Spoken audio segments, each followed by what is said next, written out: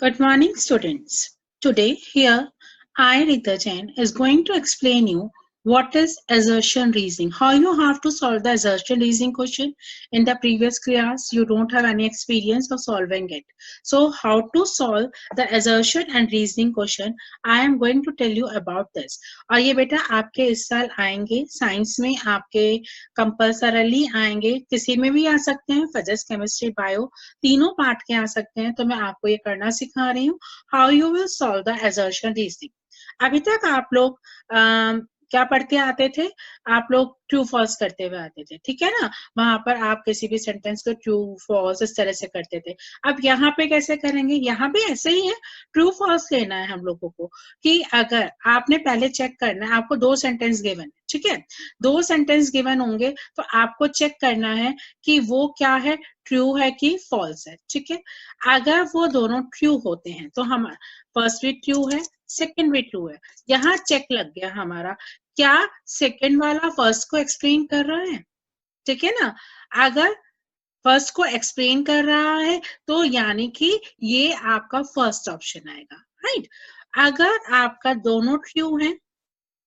और फर्स्ट आपका क्या नहीं है फर्स्ट सेकंड आपका फर्स्ट को एक्सप्लेन नहीं कर रहा है तो वहां पर क्या आ जाएगा सेकंड ऑप्शन आएगा ठीक है थर्ड में आपका assertion ट्रू है रीजन फॉल्स है तो आपका सी ऑप्शन आएगा ठीक है अगर आपका assertion फॉल्स है रीजन ट्रू है तो आपका डी ऑप्शन आएगा ठीक है दोनों फॉल्स हैं तो आपका ई ऑप्शन आएगा क्लियर है अगर दोनों ट्रू हैं तो आपका कौन सा ऑप्शन आएगा और सेकंड वाला फर्स्ट को एक्सप्लेन कर रहा है तो आपका कौन सा आएगा ए ऑप्शन आएगा ठीक है आपका दोनों ट्रू है बट सेकंड वाला आपका फर्स्ट को एक्सप्लेन नहीं कर रहा है तो बी ऑप्शन आएगा first true second false C option first false second true D option दोनों फॉल्स हैं तो ई ऑप्शन आ जाएगा ठीक है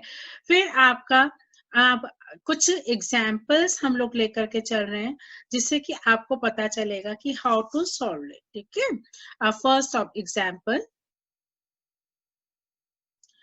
On dissolving chalk powder in water, a suspension is obtained.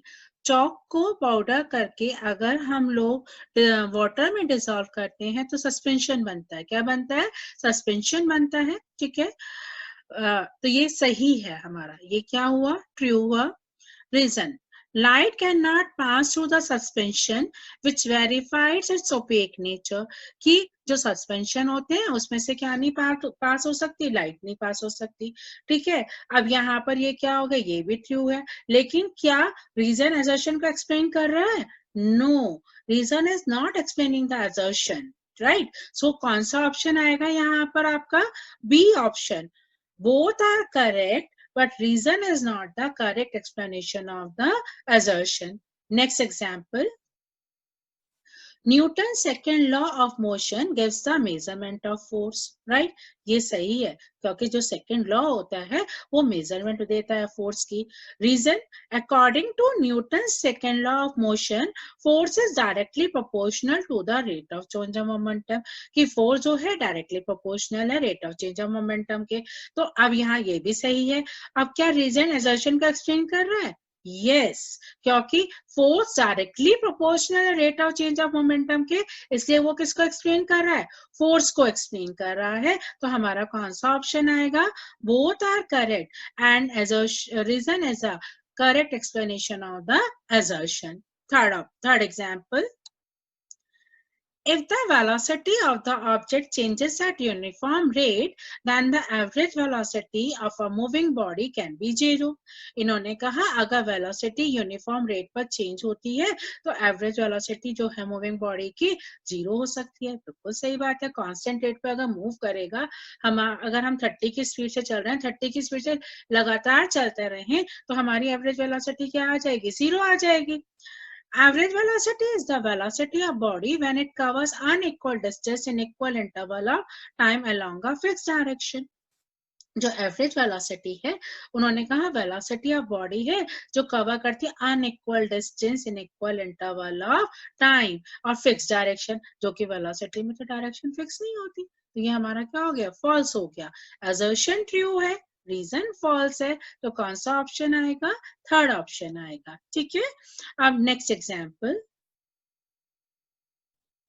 lateral meristem is located in between the region of permanent tissue or at the base of the leaves and contributes in longitudinal growth of the plant. इन्होंने कहा जो lateral meristem है वो base of the leaf पर present है, यहाँ तक तो सही है, लेकिन क्या वो longitudinal growth में help करते हैं? No, it help in the increasing the girth of the plant, diameter of the plant. तो first वाला हमारा assertion क्या हो गया, false हो गया। The cells present in lateral meristem divide to give rise to other meristem.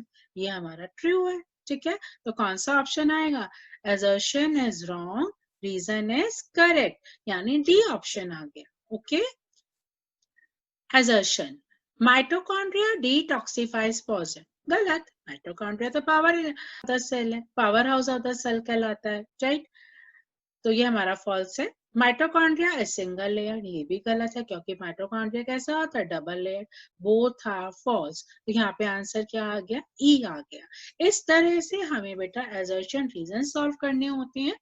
अब यहाँ पे ये तो एक वैरायटी का क्वेश्चन हुआ। सेकेंड वैरायटी जो आती है आपकी वो थीम बेस्ड क्वेश्चन आती है बेटा। यहाँ मैं आपको समझा रही हूँ कि थीम बेस्ड कैसे करते हैं हम लोग, उसके बाद सॉल्व आप लोग अपने आप करेंगे। थीम बेस्ड क्वेश्चन में क्या होता है बेटा, आपको एक पैराग्राफ दे दिया जाता है, आपको उस पैराग्राफ के बेसिस पे नीचे के दिए हुए क्वेश्चंस के आंसर करना होता है। जैसे यहाँ पर क्या है, it is more difficult to stop a heavy piece of moving stone than a lighter piece, even though both move with the same speed in downward direction from the earth. It is easy to catch a lightweight ball like a tennis ball. It does not hurt our hands, but it is much difficult to catch a heavyweight ball like hockey or cricket ball, as it may hurt our hands due to its large mass and velocity. Therefore, the force which acts on a body due to the combined effect of mass and velocity of a body is said to be momentum. इन्होंने कहा अगर हम एक heavy piece of moving stone को रोकना चाहें एक lighter piece के कंपैरिजन में, तो वो हमारे लिए डिफिकल्ट होता है। हम हल्के को रोक सकते हैं लेकिन भारी को नहीं रोक सकते। अगर हम क्रिकेट बॉल को कैच करना चाहें जो लेदर की बनी हुई है, उसको कैच करना मुश्किल होता है क्योंकि उससे चोट लगने के चांस रहते हैं, लेकिन अगर टेनिस की बॉल है तो उससे हमें चोट नहीं लगती, ठीक है ना। क्यों, इसका मतलब मोशन किस पे डिपेंड कर रहा है, मास और वेलोसिटी पे, और उसको क्या कहा गया, मोमेंटम कहा गया। अब यहाँ पे क्वेश्चन आता है फर्स्ट, डिफाइन मोमेंटम, तो क्या आंसर आएगा, product of mass and velocity, right it's SI unit kg meter per second, state the law which can be used for explaining this concept। कौन सा लॉ यूज होता है, Newton second law of motion, और यहाँ पर आपको उसकी statement लिखनी है। It states that the force is directly proportional to the rate of change of momentum. It give one more example related to this law। आप कोई और एक एग्जाम्पल ले सकते हैं, जैसे karate player can break a pile of tiles in a single blow, ठीक है, तो यहाँ पर आप वो एग्जाम्पल लिख सकते हैं, ठीक है ना। होप आप लोगों को समझ में आया होगा कि कैसे हमें असर्शन रीजनिंग और थीम बेस्ड क्वेश्चन करने हैं। Thank you very much.